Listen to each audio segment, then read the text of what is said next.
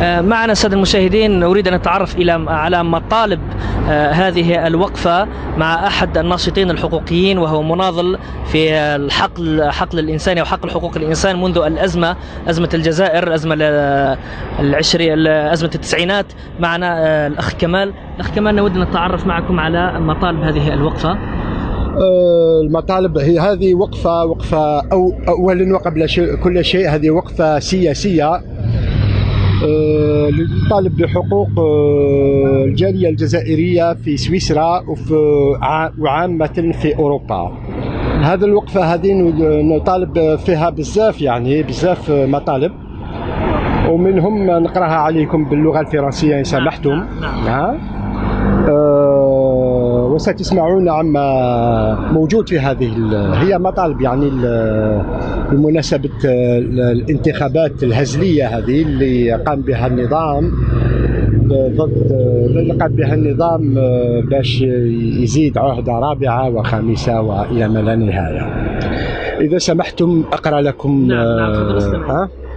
الوغ نقراها بالفرنسية.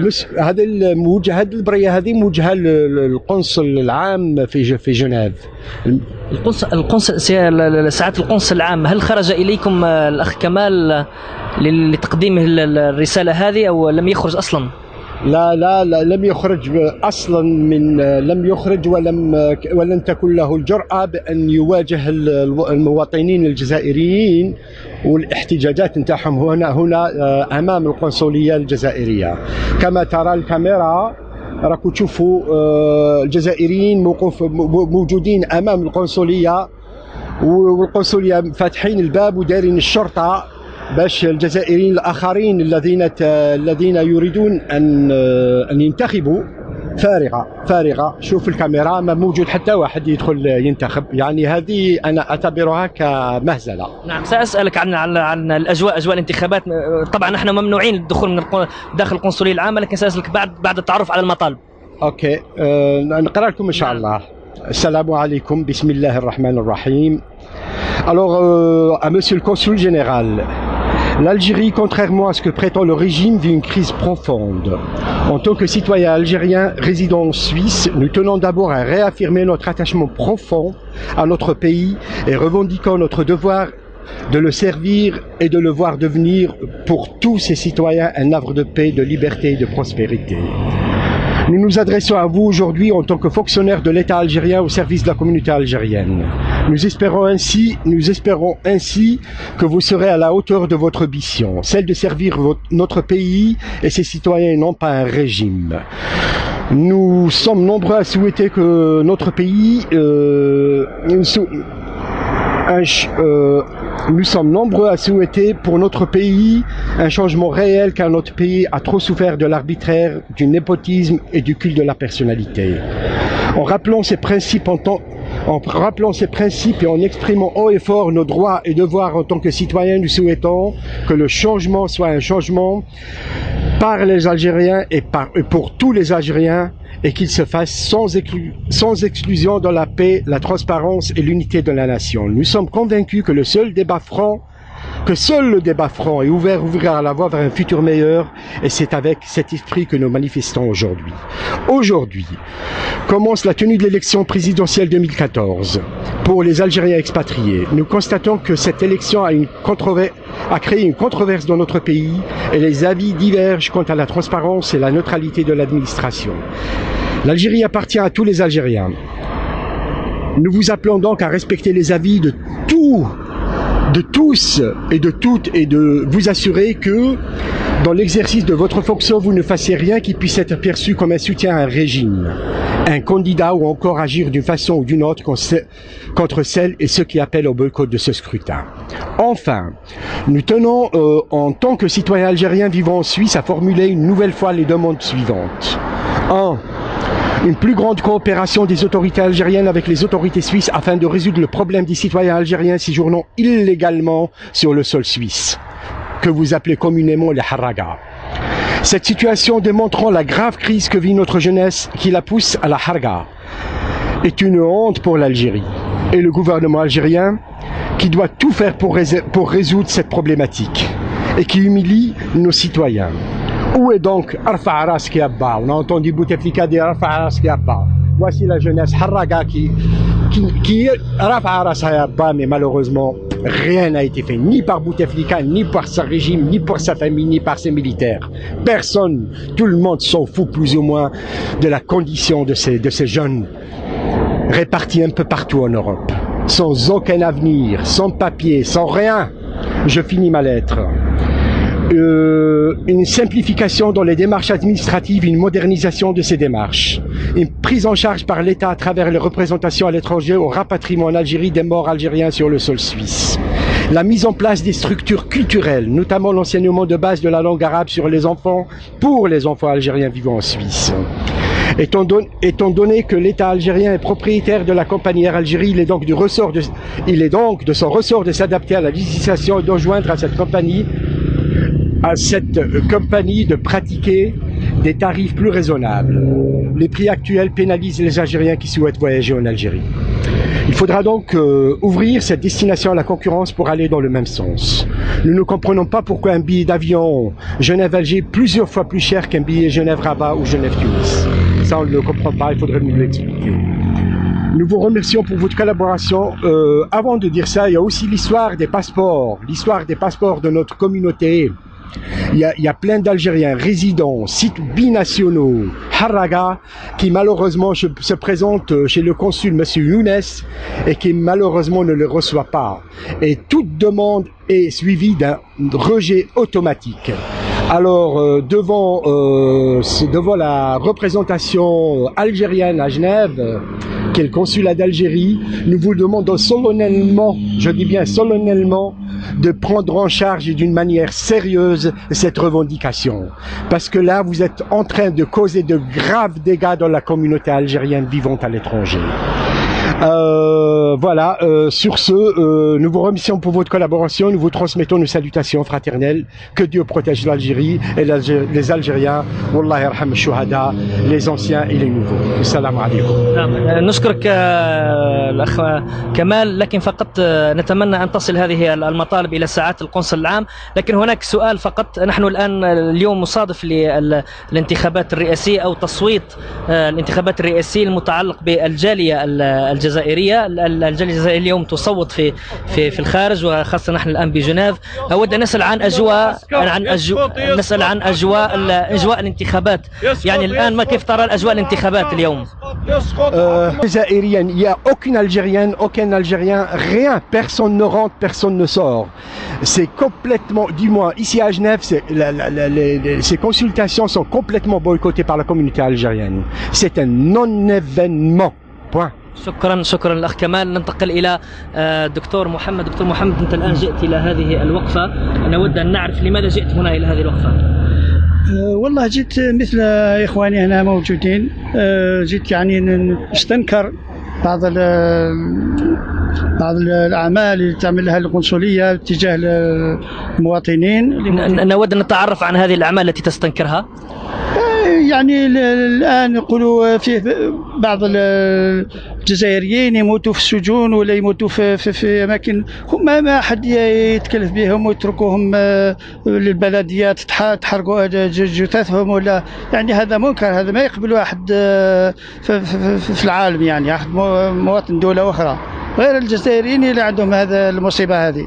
نعم، تكلمتم في السابق مع القنصلية العامة، طلبتم منهم مثلا يعني التكفل بوضعية الجزائريين الذين يموتون على التراب السويسري وليست لديهم أي أوراق ثبوتية. ولا كانوا آخرين تكلموا، يعني ماشي أنا ما تكلمت أنا، ولكن آخرين تكلموا صح. يعني كيف تقيم الرد؟ الله أعلم، سلبي، ما يعني يبعثوك الأمور مثل تاع تصحيح الأوراق ولا مصداقية الأوراق، وهي المصداقية في المواقف ليس في الأوراق. نعم، أشكرك دكتور. أنتقل إلى الأخ عمار، وهو عضو في حركة رشاد وناشط حقوقي. لماذا جئت الأخ عمار لهذه الوقفة؟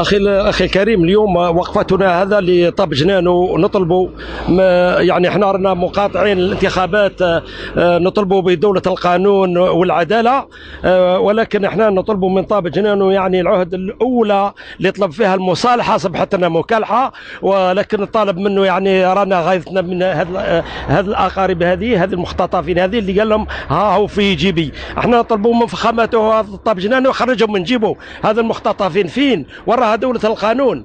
احنا نطلبوا دولة القانون، ولكن اليوم يعني راك تشوف في الظلمات والعدالة صبحت داخلة في السياسة، والعدالة هي مراقبة من الديارات. يعني نطلبوا من الشعب الجزائري كامل لمقاطعة هذه الانتخابات حتى تكون يعني دولة القانون. وحنا نطلبوا من الباسبور هذا اللي هازينه احنا، لازم الباسبور تاعنا هو اللي هزنا، هو اللي دافع علينا. انا ماتوا لي زوج في مدينة موتي، واحد مات في السجن لميت له 7000 فرنك بعثته للجزائر، ومات لي واحد اخر بعثته ب 10000 فرنك بعثته للقنصليه اللي هنا الجزائريه، والقنصل هذا تهددني قال لي لماذا انا تبعث لي واش ندير له؟ واش ندير للسيد هذا كيف نبعثه؟ قلت له انا سلكت له طياره، سلكت له السلكه نتاعو، ماذا بيك باللي تاخذ الاجراءات نتاعك تبعثه للجزائر يندفن في بلاده. هذا ما كان. فخامته هو فقد الذاكره نتاعو. احنا رانا درك ما على بالناش هذا الرئيس هذا، وراه راقد الرئيس هذا. احنا درك ما بالناش الرئيس هذا، ضربوا له بكره باهي ينعتوه للناس، ولا هذه البكره هذه 5000 شحال تساوي هذه البكير باهي يخرجوه لنا للناس ينعتوه لنا دقيقه ودقيقتين. يعني لا، احنا نطلبوا في التغيير السلمي، التغيير الجذري لهذا النظام الفاسد. هذا نظام فاسد كله هذا النظام يتغير، وجينا دولة القانون، والقانون هذا يحمي المواطنين الجزائريين كلهم سواء في الداخل وفي الخارج. أشكرك الأخ عمار الناشط في حركة رشاد. أنتقل الآن إلى أحد أعضاء أمانة حركة رشاد وهو الأستاذ رشيد مصلي. الأستاذ رشيد مصلي، أنت الآن في هذه الوقفة، أود أن أسألك هل تعتبر أن هذه الوقفة هي امتداد للوقفة التي دعت إليها حركة رشاد في الجزائر العاصمة وفي باريس؟ نعم طبعا، هذه الوقفة وقفة امتداد ودعم لكل وقفات اللي قامت بها ونظمتها حركة رشاد، يعني سواء في الجزائر أو في باريس أو في مدن أخرى في الخارج. كذلك هذه الوقفة يعني كذلك دعم للجالية الجزائرية، وخاصة يعني الشباب الذين يطالبون يعني بتسوية بعض المشاكل الذين من بينها المشاكل أستاذ، ومن بينها مثلا يعني الشباب التي يتوفوا هنا في الخارج، وخاصة يعني في أوروبا، وتبقى جثثهم يعني أشهر في المستشفيات بدون أن يعني يرسلوا إلى ذويهم في الجزائر. والمفروض يعني هذا المطلب لإخواتنا لأخوينا يعني هو مطلب يعني منطقي، مع العلم أن يعني في الكثير من الدول المحترمة هنا لما يتوفى شخص يعني في أوروبا، يعني السفارة والسلطات يعني تاع بلادهم هي اللي تقوم يعني بهذه الإجراءات وتمولها يعني. وبالتالي كذلك هذه الوقفة هي دعم لكل مطالب يعني إخواننا هنا في الخارج. ما قراءتك أستاذ رشيد مصلي لما تصادف هذه الوقفة توقيت الانتخابات؟ يعني كذلك يعني هذه فرصة لجمع الجالية ولدعم كل مطالبها يعني، وبطبيعة الحال هو من أجل إبداء يعني موقفنا من حيث هذه المهزلة التي تسمى الانتخابات الرئاسية في الجزائر. نعم أستاذ رشيد مصلي، وأنت حقوقي وقانوني، كيف تقيم يعني إلى الآن سمعت يعني بعض الاستجوابات الآن أنه ساعات القنصل العام القنصلية العامة الجزائرية بجنيف لم يخرج لاستقبال أو حتى الدردشة مع المطالب التي كما ذكرت أن هناك في مطالب كذلك إنسانية بخصوص الجالية الجزائرية. كيف تقيم هذا يعني ردة الفعل؟ في الحقيقة احنا متعودين أن السلطات الجزائرية معروفة أنها لا تتحاور مع مواطنيها يعني، ولا في الداخل ولا في الخارج، إلا في بعض الفرص مثل يعني هذه المناسبات مثل الانتخابات. التي تبدو السلطات الجزائرية أنها مهتمة بمشاكل الشعب، ولكن هنا حتى هذا المطلب يعني ما السلطات في القنصلية هنا في جنيف ما كانت عندها إرادة باش تتكلم مع أو تتجاوب مع هذه المطالب. نعم، أشكرك الأستاذ رشيد مصلي عضو أمانة حركة رشاد. أنتقل الآن إلى السيد مراد صالحي وهو أحد الناشطين. سيد مراد، الآن أنت يعني جئت إلى هذه الوقفة، هل لديك تعليق بخصوص الوقفة؟ نعم، لدي تعليق في مثل هذه المناسبة. أنا نظن أن الجالية الجزائرية في الخارج وخاصة في سويسرا مهتمة بالوضع القائم في الجزائر، ونغتنم الفرصة من خلال هذا ما يسمى بالهملة الانتخابية اللي احنا ما جيناش من أجلها، على خاطرش احنا نرفضوها. دونك أصلا نرفضوا هذا الإجرام اللي راهو صاير منذ يعني انقلاب 92 أكدوا عليه. نرفضوا هذه العصابة، كانت جناح بن فليس وبولتفليقة ما عندناش يعني فصل بيناتهم، ولكن هما يخدموا يعني هاد الطرفين يخدموا دونك العصابه اللي راهي مستبده وراهي يعني تاكل في اموال الشعب وراهي دهورت الاخلاق وكل يعني كل شيء، ما بقى اي شيء. احنا النداء اللي نديروه هنايا نقولوا لهم باللي احنا نرفضوهم، احنا جزائريين، احنا رانا هنا، كنا هنا ونبقاو هنا، وان شاء الله يعني نرفضوهم بكل الطرق السلميه. ونغتنم الفرصه من خلال منبركم وندير نداء لطرد هذا النظام الاستئصالي، هذا النظام الجذري، هذا النظام يعني اللي سرق ويعني دخلنا في هذه المشاكل. والان يعني النداء الاخير اللي حبيت نقوله، ما بقناش وقت، يعني ما بقاش وقت يعني باش يعني ما بقناش وقت كل شيء، يعني كل جزائريات كل جزائريين يعني من كل اتجاهات سياسيه نقولوا لا لهذه المهزله، لا لهذا الظلم، لا لهذا الاستبداد، لا لهذه الحقره، ونعبروا منها بالطرق السلميه يعني المشروعه الوسائل اللي عندنا. اشكرك مراد صالحي. كذلك انتقل معي احد الناشطين كذلك. جئتم الى هذه الوقفه، كيف ترى مطالب هذه الوقفه وكيف ترى ردة فعل القنصليه العامه مع هذه المطالب؟ السلام عليكم ورحمه الله وبركاته. اولا بادئ هذه بدء الصلاه والسلام على اشرف المرسلين سيدنا محمد وعلى اله واصحابه اجمعين. نشكر اخواننا في رشاد الذين قاموا بالامور الاداريه من اجل التصريح لهذا التجمع اللي يشارك فيه خوتنا في رشاد ونشارك فيها نحن كشباب بمطالب اجتماعيه. اليوم كاين شباب مسكين مغلوب عن امره، ركب الواح الموت وامواج البحر لبحث عن عزه وكرامه في هنا في بلاد الغرب، عزه وكرامه لم يجدها في بلده، وعد بها فلم يجدها، والكثير منهم يصطدم بأمر واقع هنا فمصيره السجون ومصيره الانحراف. لكن السلطات القنصلية لا تقوم بدورها سواء نحو الجالية، دورها الكامل نحو الجالية الجزائرية ككل أو فئة المهاجرين الغير شرعيين. مثلا فالكثير منهم في المستشفيات، منهم من يعاني من أمراض، والحمد لله أن هنا بلد عادل كما يقول ابن تيمية رحمه الله، ينصر الله الأمة العادلة ولو كانت كافرة، ويهزم الله الأمة الظالمة ولو كانت مؤمنة. يعالجوا مجانا، إلا أنهم ما كان حتى تكفل من طرف القنصلية الجزائرية. وأنا نحكي لك من باب يعني الخبرة. لضيق الوقت فقط هناك سؤال أخير، يعني ما رأيك الآن وهذه الوقفة تأتي متزامنة ومرادفة لليوم يوم الانتخابات، يعني اليوم تبدأ حيثيات تصويت أو عمليات تصويت الانتخابات الرئاسية بالنسبة للجالية الجزائرية، كيف ترى أجواء الانتخابات؟ والله يا أخي الفاضل راح تحرجني، أنا مطالبي اجتماعية، لكن بما أن تكلمنا وطرقنا لهذا الموضوع أنا نشوف الانتخابات لا حدث، لأنه رشام حميدة ولا عاب حميدة. الإنسان سبحان الله اللي يكون لابس سروال أو قميص يبلى فعليه أن يجدده ويغيره، فما بالك بنظام أثبت فشله وما زال يعني يحكمنا نظام عجائز. رئيس يخاطب شعبه بالأسماس منذ 2.5 لم نراه ولم نسمع لصوته، في حين نراه في صور وفي فيديوهات يقف ويستقبل الوزير الأمريكي أو غيره من الوفود. يعني أخي الفاضل لا بد من أن يسري في الجزائر الحبيبة دم جديد، لا بد من توحيد الصفوف من أجل تغيير حقيقي من غير الوجوه الفاسدة التي بليت وأكل عليه الدهر وشرب. أشكرك الأخ الكريم. بهذا قد وصلنا إلى هذه التغطية الخاصة للوقفة التي قد دعت إليها حركة رشاد، وكذلك دعت إليها الجالية الجزائرية.